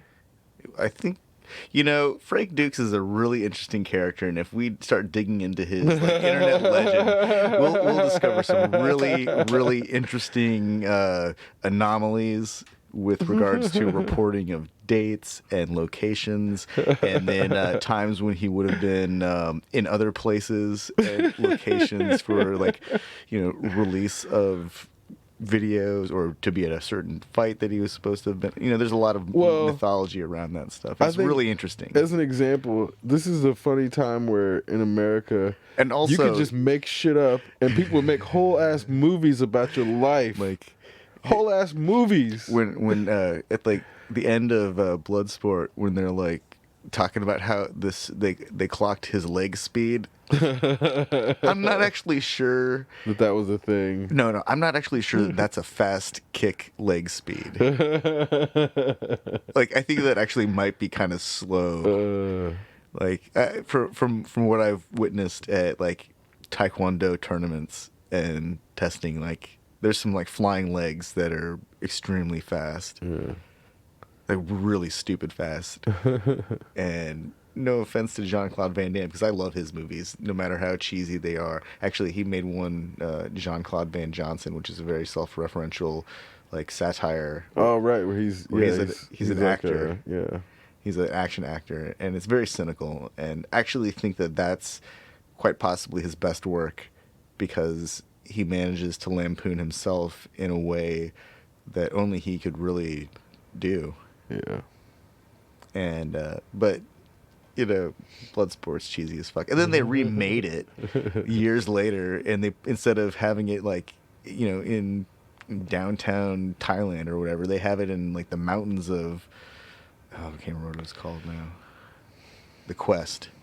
That was such a terrible variation on Bloodsport. Bloodsport 2. They should have just called it Bloodsport 2. The Quest. Yeah. Except they would have had to explain it like, well, since you exposed our previous Kumite location, we had to hold it in this remote village in the mountains where... No, and that's, you know,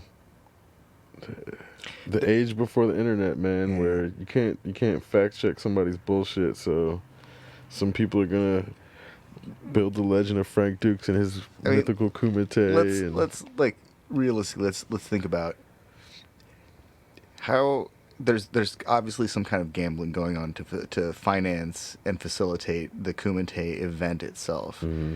And so you got gamblers who are interested in betting on fighters, but this is totally illegal, so this is off the books. I mean, they had pit fighting. They have Pit fighting used They to have pit exist. fighting, yeah, but this is like the top of the cream of the crop Right. globally. International cream of the crop. Let's death match it out fight. Because fucking Bolo was. Man. But again, that's the idea that these people would be interested in that at all. If you're a martial arts master who's devoted your life to that shit and you're really the best of the best, gives a fuck what some dude on an island wants you to prove to him? No. Fuck no. You can go teach 1,000 people and make $1 billion if you really wanted to. Or teach 1,000 people and change 1,000 lives. Right, or whatever, you know. Whatever that person's motivation is, they can go do it without some random dude on an island coming to make sure that they're actually the best based on his fucking standards. And it's like, that premise alone is so, it's hilarious to me. Because I know whenever I go learn from a martial arts teacher, they're not trying to fucking impress me. You know what I mean? Like, and I'm not saying I'm a billionaire on the island. They know what they know. It's they're not trying to impress anybody. Yeah. You know what I mean? It's like, that's... They already have approval. Right, They don't need it from exactly. the students. The students are there to learn. Yeah, and no random person that's not their master is going to be able to fucking... I mean, even their master, once they get to a certain point, is like, you know, if you're a martial arts student and you're not creating new shit that your master can then say, oh, I never thought about that. Because I'm like at a point where in this program, whenever I write stuff, I'm trying to bring up shit.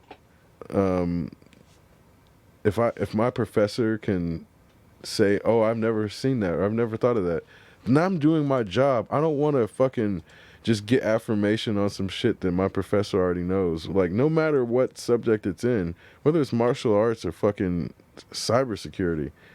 And that's kind of where there's this sense of people doing, learning to get approval, but then there's also people who do learning to learn how to teach others and also create new things.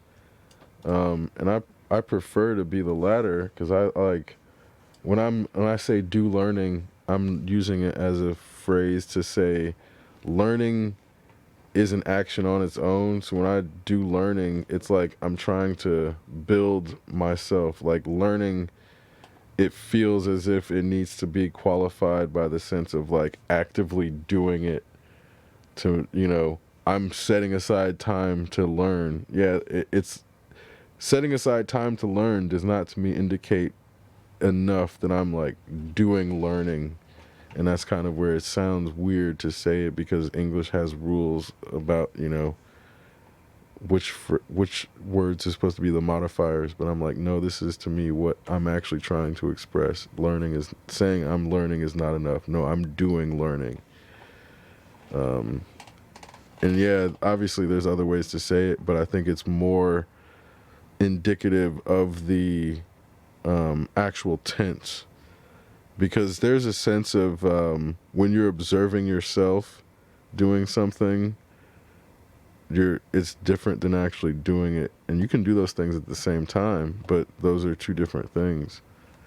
And I think, again, this comes with the awareness of understanding how you have to operate physically in order to be able to think in an abstract manner about how your physical actions play out over time. Obviously, some people have really short plan spans and can only plan into like, oh, I'm hungry. You know? And this is like, I feel like the people who really talk out loud with their thoughts have a really short abstract plan span and can only go about 10 seconds into the future, and they can only react to what... And this is where I think when we're talking about how philosophies speak of lower cinnabar fields and people being in their lower selves, it's like, yeah, if you can only think about your stomach right now, you're in your lower self, effectively. That's a really eloquent way to say it. Yeah, like you can't think past your fucking hunger, or you can't think past your fullness. But there's a lot to be said for being able to get into a creative space. There are a lot of things. I think that some people confuse a struggling artist with somebody who is like struggling. Mm-hmm. But I think part of the struggle is just finding the time to be creative. That's the real struggle. Right. Yeah, I agree. Like, mental illness and art are not hand in hand all the time. No. Some of the best artists out there are normal, sane people who are creative as fuck, who can communicate through a variety of mediums, and they're smart as can be. And bravo, gentlemen and ladies and gentlemen, we appreciate you for your contributions. You make society better. But at the same time, like there are some artists who have mental illness. Well, I think that's byproduct of romanticizing the notion of mentally ill Leading derived art. Yeah, well, Or I think I don't think that it's the mental illness that creates the art. I think it's the person communicating, and they have a medium.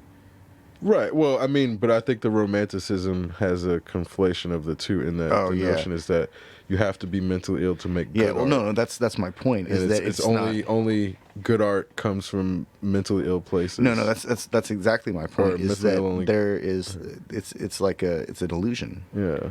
It only serves as a marketing point. Yeah. It's like, oh, this person's part of this special club. Like, yeah, he cut off his own ear because he was mentally ill. Couldn't figure out how to draw his own ear and paint it in, so he cut it off. Yeah. Somehow made it easier. Fantastic. That guy made some good paintings, though. Yeah, for sure. But, is it drastically better than a lot of other artists at the time? Nope. No. And this gets back to that notion of... I think that's a reflection of the conservatory and what it wants to... and why. Yeah.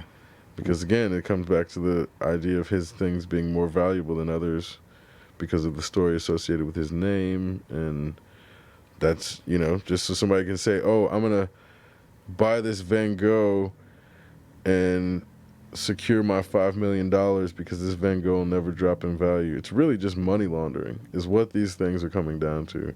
And it's like we want to associate it with high...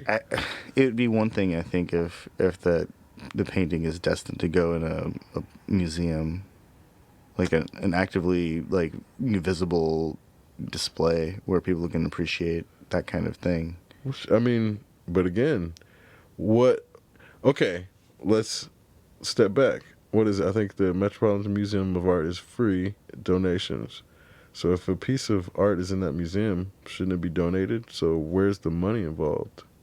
That's a good point too. You know what I'm saying? Why is there any money involved?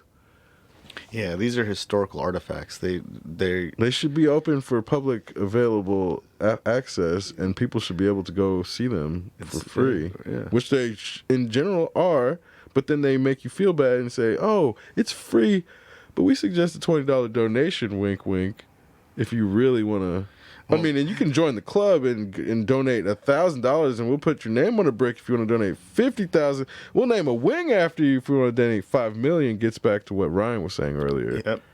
We'll name a whole fucking wing after if you give us enough money for like 10 years, and then somebody else will give us more because we jacked up the price. Now the real estate's worth more, but people will see your name, and they'll never forget you. Hey, that's some brilliant marketing right there. Yeah, for sure. Just get a building named after yourself. That's all you gotta do. That's like free marketing.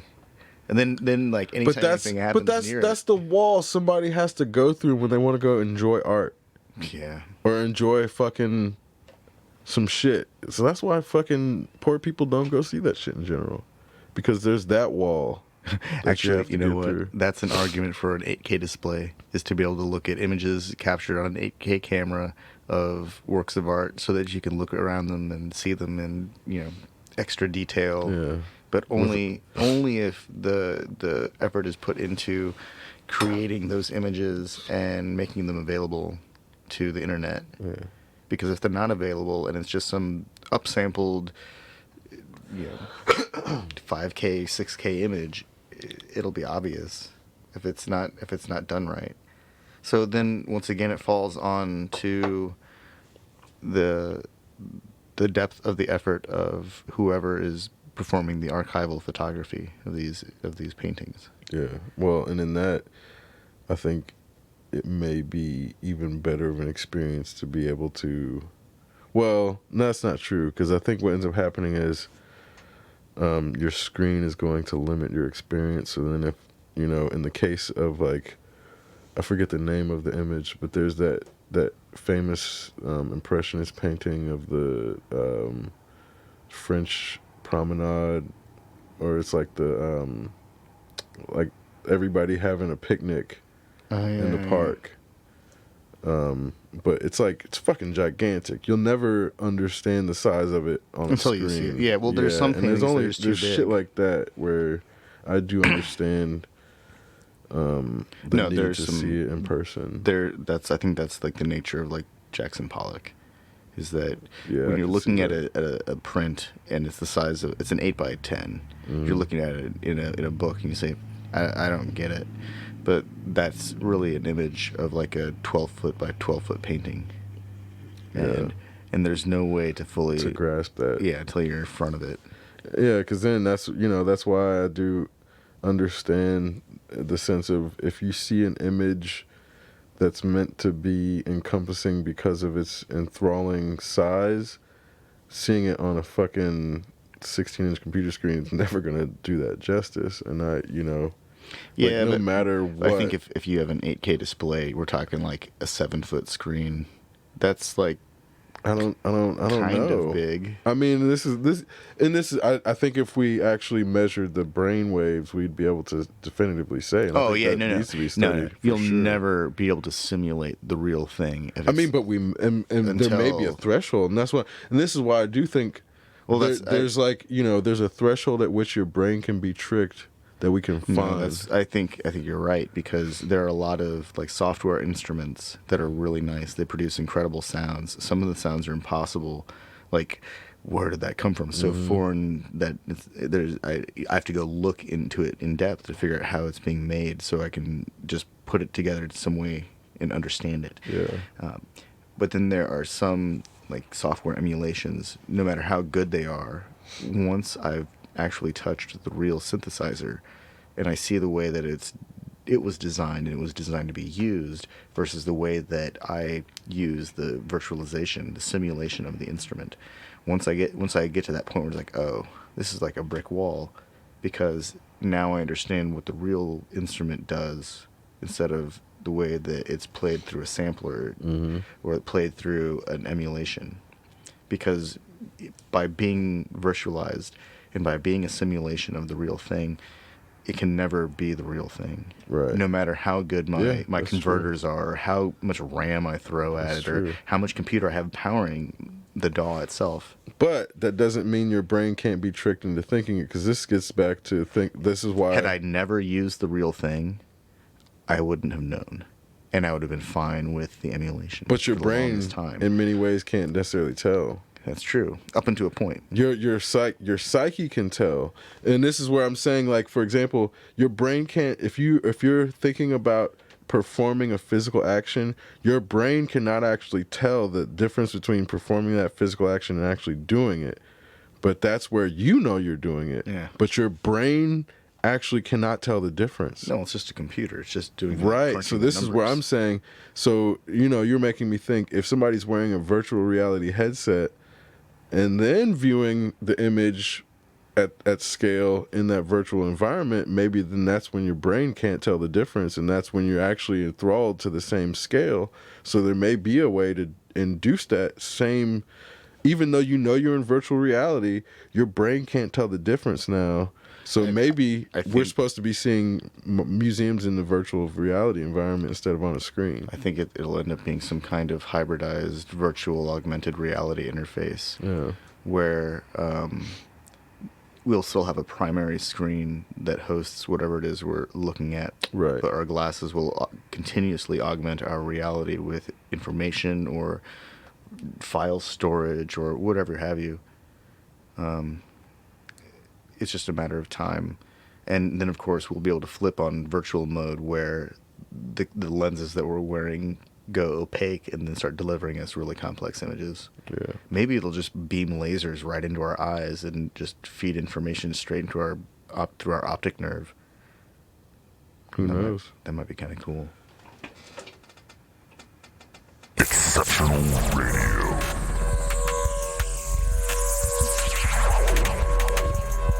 Exceptional Randos Show is produced live in Sunroom Studios' Base Capsule and in partnership with KLST 103.5, RadioCallisti.org.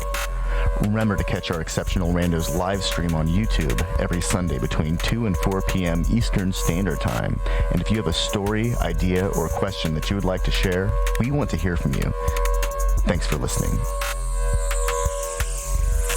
Well, that was random. Exceptional.